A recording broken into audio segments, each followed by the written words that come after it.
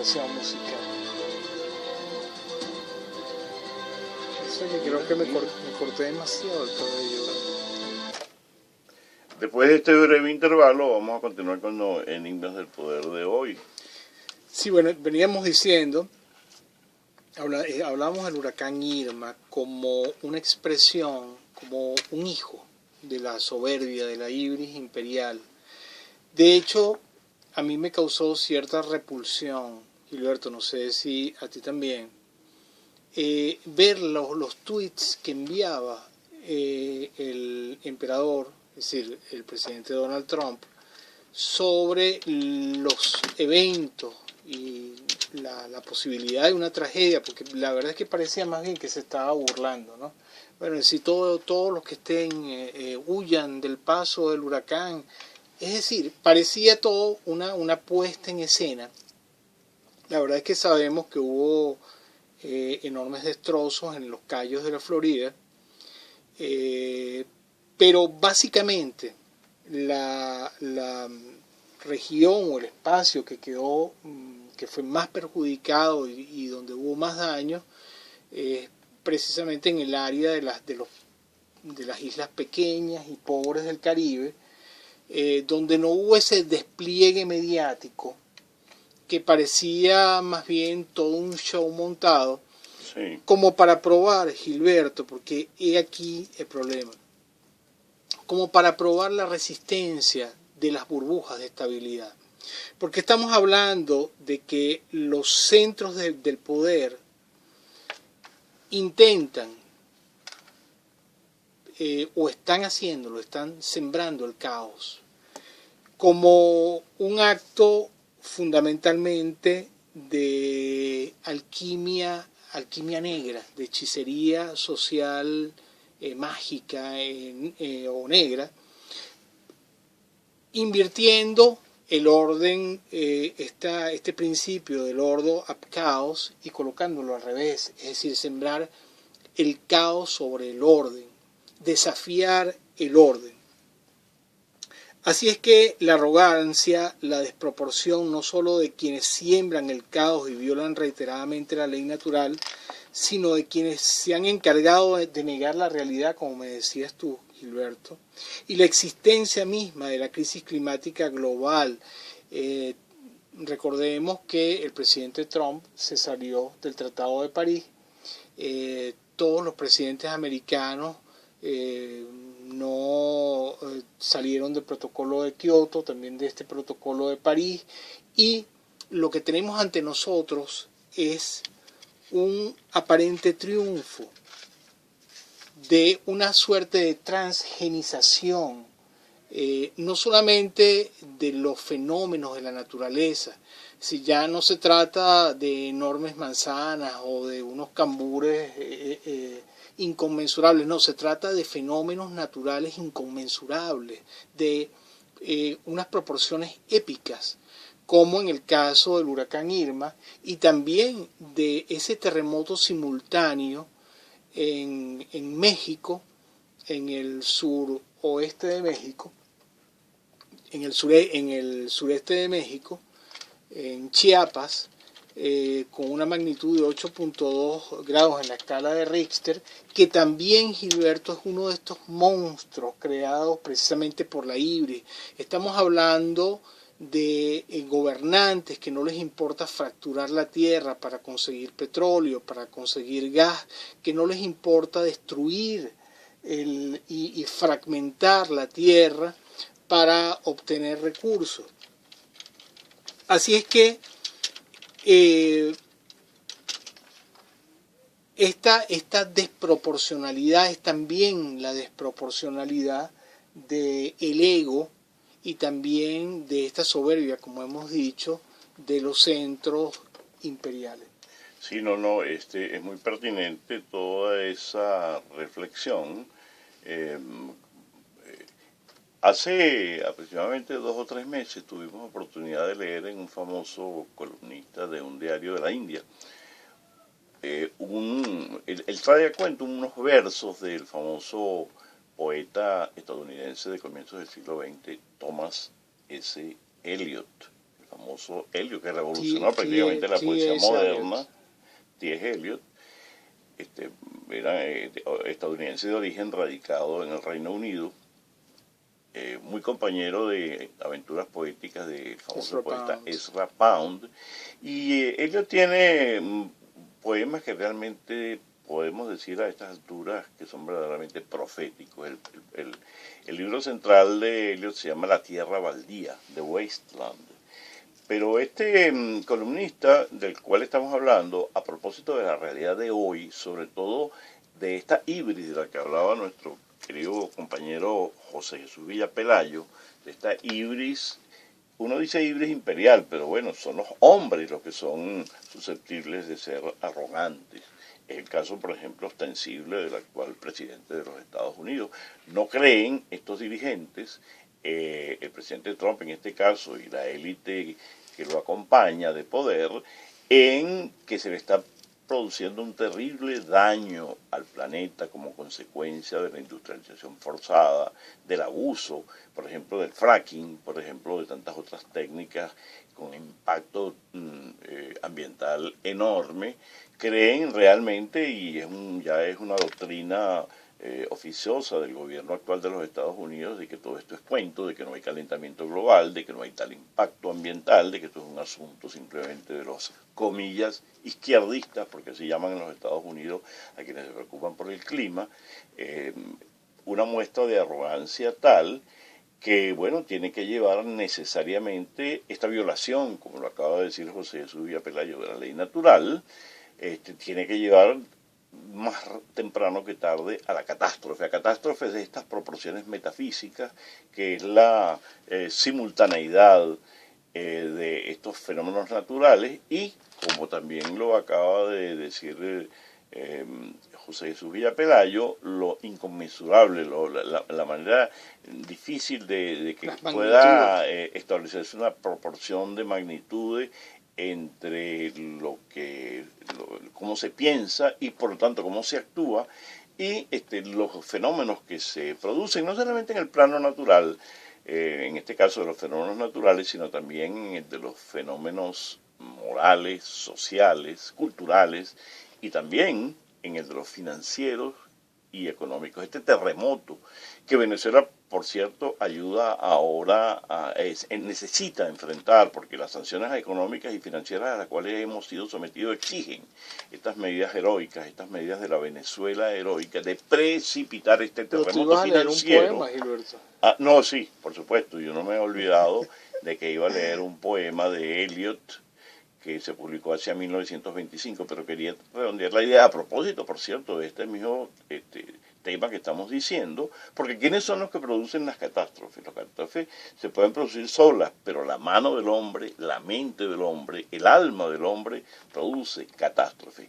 ¿Y cómo caracterizó tempranamente, hacia 1925, Thomas S. Eliot a estos hombres como los que estamos viendo hoy? A Mike Pence, el vicepresidente de los Estados Unidos, a la claque de militares que está dominando en este momento en la Casa Blanca, a la gente del Pentágono, al mismísimo presidente Trump, y a los que ya en 1925 actuaban en un mundo decadente. Los caracterizó Eliot como hombres huecos, como hollow men. Vamos a leer un pequeño fragmento de este poema que recordó este columnista de origen brasileño que vive en la India, que se llama Pepe Escobar, y a propósito de estos temas financieros y de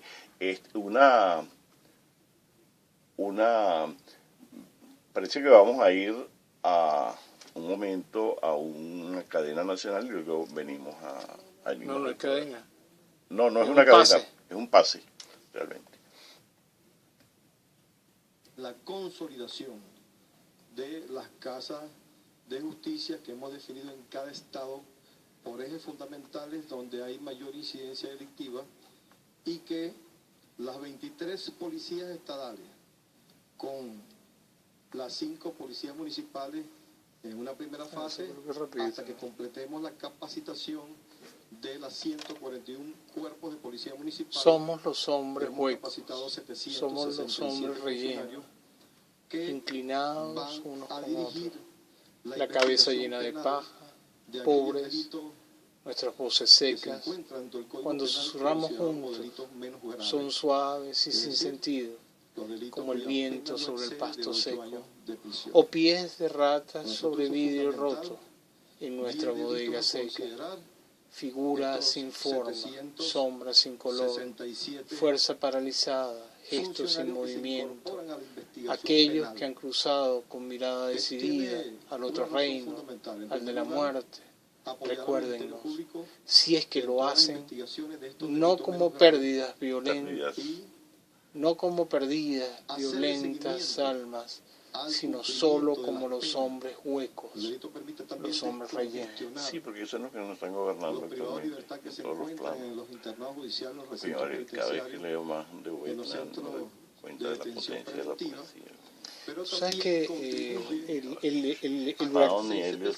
¿Sabes que el huracán es una figura poética? Porque además el huracán tiene, como tú sabes, una espiral logarítmica y una espiral áurea, ¿no? Una espiral áurea. Es decir, que en realidad es un ojo de Dios. Es decir, es el ojo de la furia de Dios. De la Policía Nacional Bolivariana se incorporen a esta especialización como es la investigación penal, pero bueno, fíjate los ojos. De estos ojos, delitos menos graves que se encuentran tipificados en el Código Penal. Allí está un árbol balanceando. Destacar que hemos comenzado ese proceso de formación, proceso que dicta la Universidad Nacional Experimental de la Seguridad.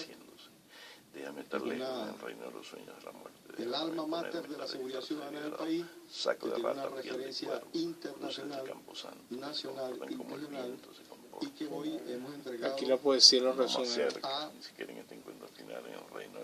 un número importante de funcionarios, 435 funcionarios. Esta es la tierra muerta, esta es tierra de cactus. Como investigador penal dentro de la Policía Estatal o Municipal, según el caso. Bueno, volvemos a Enigmas del Poder después de este pase. Estábamos a punto de leer el comienzo de este poema de Eliot, que se llama Somos los hombres huecos. Pudiera traducirse también como los hombres vacíos, ¿no? Sí, de hecho. Somos los hombres huecos. Vamos a leer esta traducción. José Silvia Pelayo tiene una traducción mejor que esta. Somos los hombres vacíos, somos los hombres llenos, inclinados unos con otros, la cabeza repleta de paja, pobres, nuestras voces secas, cuando susurramos juntos, son suaves y sin sentido, como el viento sobre el pasto seco, o pies de rata sobre vidrio roto, en nuestras bodegas secas, figuras sin forma, sombras sin color, fuerza paralizada, gestos sin movimiento.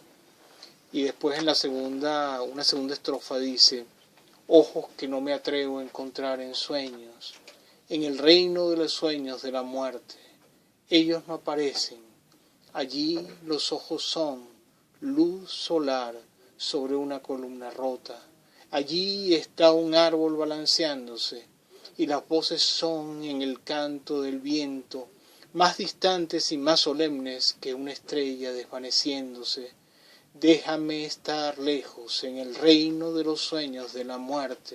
Déjame también ponerme tales disfraces deliberados, saco de rata, piel de cuervo, cruces del campo santo, que se comportan como el viento se comporta, no más cerca, ni siquiera en ese encuentro final, en el reino de las penumbras. Sí, son poemas muy elocuentes que dicen mucho sobre el tiempo de hoy dominado por hombres huecos, hombres de paja, hombres con la cabeza llena de paja, hombres rellenos. Recordaba Pepe Escobar, el analista que estamos comentando, aunque realmente estamos comentando directamente al gran poeta Eliot, recordaba palabras, por ejemplo, con las que ha amenazado en esta coyuntura del enfrentamiento con Corea del Norte el vicepresidente Mike Pence, una figura muy curiosa, tan curiosa o más curiosa que el mismísimo Trump, un fundamentalista cristiano de origen católico irlandés, pero que ahora ha derivado hacia un fundamentalismo extraño.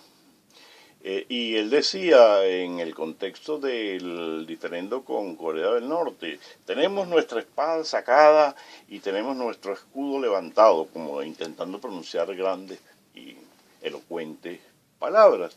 Comentaba el analista que este parlamento, este dicho, no merece ni siquiera aparecer en una película de segundo orden, en una película de bajo presupuesto tipo B de Hollywood. Realmente son palabras vacías formuladas por hombres vacíos, palabras huecas formuladas por hombres que tienen la cabeza definitivamente llena de paja. El hecho de que se trate del vicepresidente de los Estados Unidos no debe impresionarnos lo más mínimo.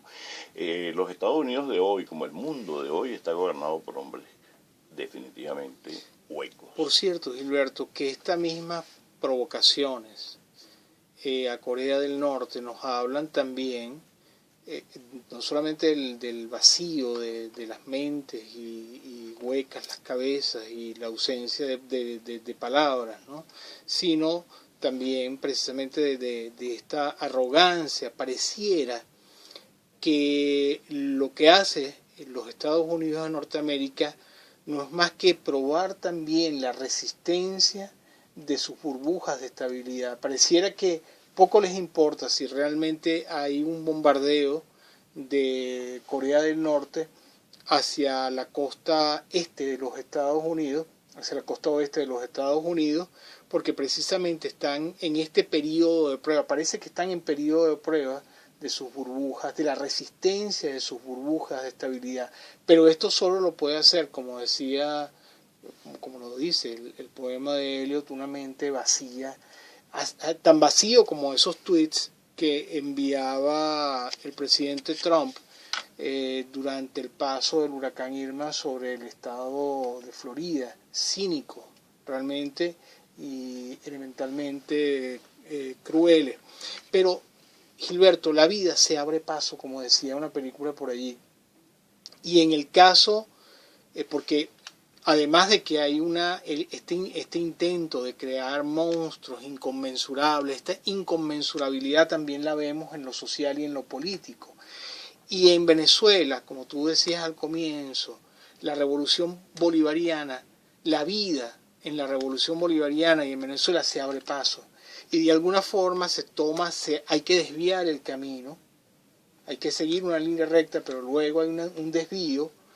Y es precisamente lo que ha estado pasando con estas nuevas medidas económicas, el viaje del presidente Maduro hacia Asia Central, nos está demostrando precisamente este hecho.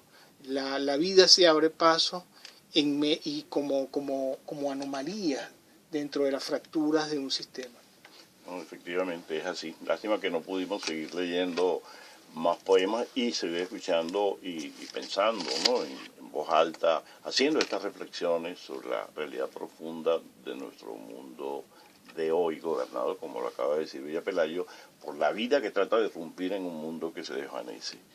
Vamos entonces a despedir nuestro Enigmas del Poder de hoy, enviando el saludo de siempre a los queridos compañeros que han estado con nosotros, Rafa Díaz, Daisy Pérez, Duval Maldonado, en la jefatura del canal musical Randolph Borges, en la presidencia de Radio Nacional de Venezuela Isbemar Jiménez, y vamos a terminar entonces nuestro Enigmas del Poder de hoy con un tema del inolvidable Víctor Piñero nuevamente, La Rigola. Un millón de gracias y hasta una próxima oportunidad.